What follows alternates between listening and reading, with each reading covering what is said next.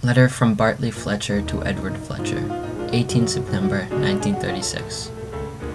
Dear Edward, forgive me for writing to you on such a short notice, but I request that you please join me and your siblings later this week at the manor. The health of my heart has been waning over the past few weeks, and my doctors have informed me that my time here may end soon. Time is precious to me, and I would like to spend some of it with my family, which I fear I have neglected to do earlier in my life. Your sister Nunnally has already arrived, and letters have been sent to both your brothers. I do not ask that you stay long, but I implore you to make the trip as soon as you can. Your father, Bartley Fletcher. Edward Fletcher's Journal, 18 September 1935. Earlier today I received a letter from my father urging me to visit him at the family mansion. How unusual it was to hear from him, whom I have not had any contact with for the past 5 years. I can't leave immediately, as I have to attend to my business here in Baltimore, so I shall wait until the end of the week to make the journey up to the Appalachian Mountains, where the manor is located. 22 September 1935. After a lengthy 2-day drive, I have finally arrived at the manor. This house, which I grew up in, has belonged to the family for generations. My father inherited the fortunes of his father, and thus has done little work for the most of his life, preferring instead to engage in any pleasure that could be found on the grounds or in the town below. The manor itself is 30 minutes outside the town by streetcar. The road leading to the manor is thin and winding, and often gives the traveler the impression that he is being squeezed out of existence by the forest, which thickens as the road progresses. Shortly before reaching the house, the forest disperses and the road meanders out into a large field that lies before the manor. The old 19th century building looks almost like a castle nestled somewhere in the Alps as I drove towards it. The manor itself is structurally intact. There are no rotting ceilings or decaying walls, and the exterior is well maintained.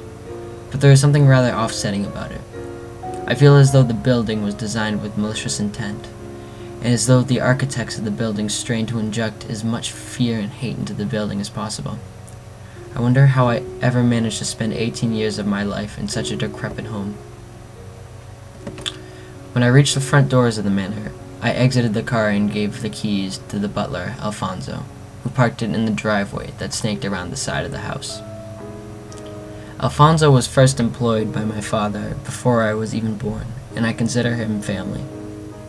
In fact, I know the man better than I do my own mother, who died when I was only 6. As I walked to the door, I looked up at the overhang and was greeted by the unblinking eyes of a large falcon who sat unmoving above the entrance. I thought this very bizarre, as falcons are not usually found in this part of the country, and I have never seen one here before. Once inside, I found my sister, Nunnally, and my older brother, Horace, waiting for me in the hallway. Nunnally wore a thin strawberry dress that drifted just past her knee, and a white hat from under which flowed soft blonde hair. Without saying a word, she ran towards me and jumped into my arms. "Edward, I am so glad to see you again," she softly giggled to me. Out of all my siblings, I have always been the closest to Nunnally.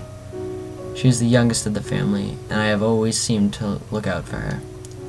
Horace, who was my superior by 8 years, was always too old to play with her. Despite only surpassing Nunnally by a year, Kimberly possessed a rough, impulsive temperament that directly conflicted with Nunnally's soft and gentle manner. The rest of the day consisted generally of greetings and getting settled. I was the last to arrive, and after greeting Nunnally and Horace, sought out my father to notify him of my arrival. I found both my father and Kimberly in the study. It seems they were having some sort of dispute, for as I entered, Kimberly made a frustrated groan and stormed out. I have also discovered that father hired a new maid, a young girl by the name of Shirley, and a chef, Alexander, who arrived a few years after I visited. Shirley seems kind, but not overly friendly. She doesn't interact much with others outside of what is necessary. She has a look of intelligence in her eyes and is no doubt competent at her job. I did not see much of Alexander. He served supper, but that proved the extent of our contact. 23rd September 1935. Father and Kimberly had a verbal spar while at supper. Kimberly asked Father to see the contents of Father's will, something which my father, to my knowledge, has not shown anyone. Father replied that this was not good table conversation. In his contentious nature, however, Kimberly continued to press at the matter until Father could handle no more. I refused to have this conversation. You need to learn not to involve yourself in other people's private affairs. You need to learn your place, Father burst out at him. In a grand fit of frustration, Kimberly rose suddenly from his chair and stormed out of the room. Horace, always a diplomat, hurried after Kimberly, presumably to try to calm him down. Kimberly and Father have not gotten along. Kimberly obviously has his own temper issues, and though he never seeks disagreement, Father is not a man easily convinced to change his mind. Shortly before sunset, storm clouds started forming on the horizon. The sky is painted an eerie color of brown and purple, and the world appears absent of all life, save one falcon which sits idly on the branch of a dead tree out in the field. I am fairly sure that I saw the same falcon above the manor door when I first arrived. 24 September 1935. What a terrible shock we have had, and what a tragedy. The tempest raged all last night. The sound raindrops shattered on the window panes, great trees bending to the gusty will of the storm, and the enveloping wind surrounding the house all created a ghastly symphony that kept me from rejuvenating sleep. When the hue of the light outside my window changed from darkness to deep gray, I decided to abandon my efforts to obtain sleep and walk the house. I found myself able to disappear into some literature that I found in the study and spent an hour or so in the concentration. A quick knock rattled against the door, and Alfonso hurriedly entered the room. Though collected, he seemed deeply troubled. "I'm sorry to inform you, master, but dear Bartley has passed away." Though I should not have been surprised, my father's health had been steadily deteriorating, I was shocked. I put down my book and hurried after Alfonso to Father's room. How sad the scene was. Nunnally was kneeled next to the bed on which the body rested. She was sobbing. Horace stood next to Nunnally with his hand on her shoulder, silently supporting her sister. Kimberly, though solemn, seemed unaffected by the death and stood with his hand at his side, watching Father's body intensely. It appears that Father had tried to lift himself out of bed, only to collapse as his body lay halfway up the backboard of the bed. His head hung low on his chest, and his sheets were wrinkled as though he had been gripping at them in his final moments of life. Shirley tried to call town, but the phone lines apparently damaged by the ongoing storm, as she could not reach anyone. Horace says he will see if there's anything wrong with the actual phone lines in the basement. It has been over an hour now, and we still haven't heard from him. Later. Sometime after sunset, I decided to walk through the basement floor to try to find Horace, who had not been seen since his father's death.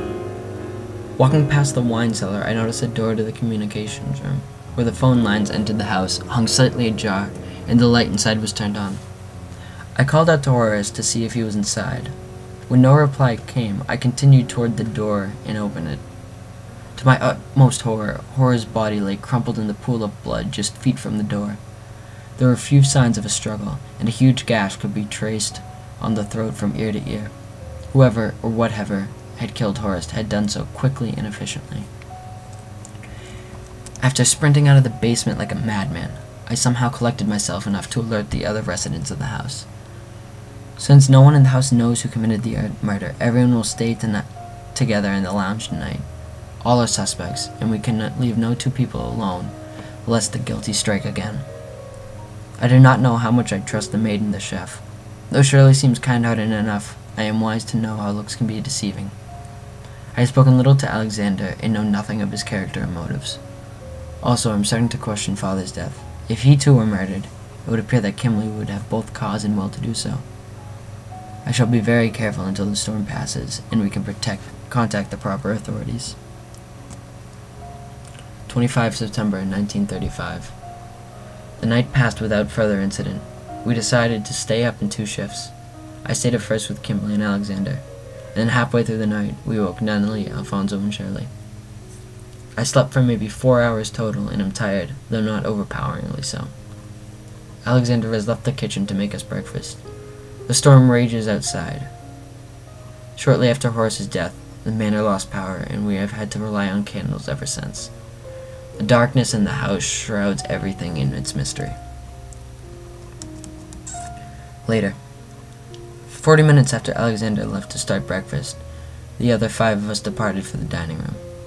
Upon entering, we found the table set with dishes and platters of eggs and meats. Across the far end of the table, a growing puddle of blood was beginning to soak into a pile of napkins. Slumped over the table was the limp body of Alexander, throat slit. We are in a panic. A killer lurks somewhere in this labyrinth of a house. Everyone was accounted for at the time of the murder. Not willing to take any chances, the 5 of us made our way into the basement to collect rifles and revolvers to protect ourselves. Damn this dark. It is offsetting on the ground floor of the house, but it is downright terrifying in the basement. Alfonso volunteered to try to take the road into town, though I doubt it will be much use in this torrential rain. Night. Nunnally, Shirley, Kimberly, and I decided to spend most of the day on the second floor near the front of the house. We were settling in Nunnally's room when I caught sight of Alfonso's black car making its way across the field to the house. Alfonso parked in front of the house, and his silhouette exited the vehicle and moved towards the front door. We were all hurrying down the stairs to greet Alfonso when the shot of a gun cracked through the thick, stormy air. At once we all halted, clasped our weapons. Slowly, we creeped down the stairs toward the hall. Lying just inside the doorway, Alfonso lay crumpled in a ball. With rifles mounted on shoulders, Kimberly and I scanned the area for any trace of the killer, while Nunnally and Shirley checked Alfonso. He probably died before he hit the ground. The bullet tore right through his skull. The entry wound was located on the front of his cranium. Assuming that he was facing the hall when he entered the house, this means the gunshot must have come from inside the manor. Tonight we cowered together in Nunnally's room. We are all scared out of our minds, and none of us dare think of sleeping tonight. 26 September 1935. I fear that this may be my end. With the rising sun, the storm began to calm a little, and though the cloud cover remained oppressive, the rain slowed to a light shower. The wind almost completely died away, leaving a somewhat foreboding calm hanging in the air. Our party has been exhausted by the sleepless night, and we decided to brave the house in order to find some nourishment. The large billiards room is situated immediately adjacent to the dining room. Our party, hoping to reach the kitchens, walked to the billiards room. The dining room itself is lit by 2 candles which sit on the dining room table. The candles throw their light on the wall in a peculiar way, so that anything below 5 feet falls in light and anything above is shrouded in shadow. As we entered the billiards room, my eye was instantly drawn to the half-torso which was illuminated in the dining room. Our party stopped dead in its tracks, and I felt a cold chill run up my spine. The terror froze me, and I dropped my gun. Oh God, how foolish I was to drop that rifle. It may yet save life if I only still possessed it. Kimberly was the first to act. The man walked out of the shadow into full view as Kimberly raised his rifle. He yelled, "Die, you murdering bastard," as he unloaded 3 rounds square into the man's chest. The man recoiled initially from the blast, but recovered, and with amazing speed ran towards Kimberly. With one fluid motion, the man pulled a knife out of his belt and, before Kimberly could think of defending himself, shoved it upward into my brother's throat. Shirley's scream could have shattered glass. Several unintelligible gargling noises left Kimberly's mouth before the man let him slide slowly off his knife onto the floor. Shirley screamed all the way down to the hall. Nunnally and I stopped before reaching the door, but Shirley threw down her revolver and opened it. "He's going to kill us. I can't die. I don't want to die," she cried.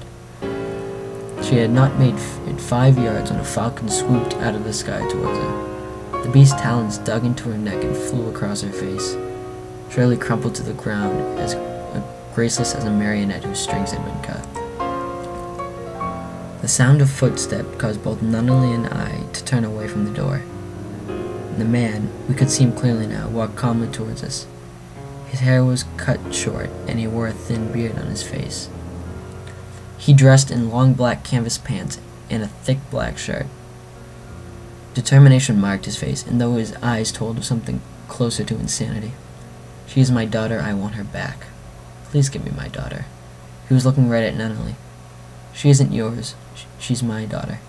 "She's my sister," I screamed back to him as I pulled Nunnally close to me. I picked up the revolver Shirley had thrown to the ground and fired all 6 rounds at him. He didn't even slow his persistent walk towards us. In tears now, I threw the revolver at him and ran up the stairs with Nunnally. We are hiding up in one of the old towers of the house now. The cold wetness sleeps in my bones. Nunnally has been crying since Kimberly was murdered and hasn't said a word to me. I can hear him climbing the stairs even now. Excerpt from the local newspaper. 2 October 1935. Tragedy struck the Fletcher Manor this week during what some are already calling the Great Storm of 35.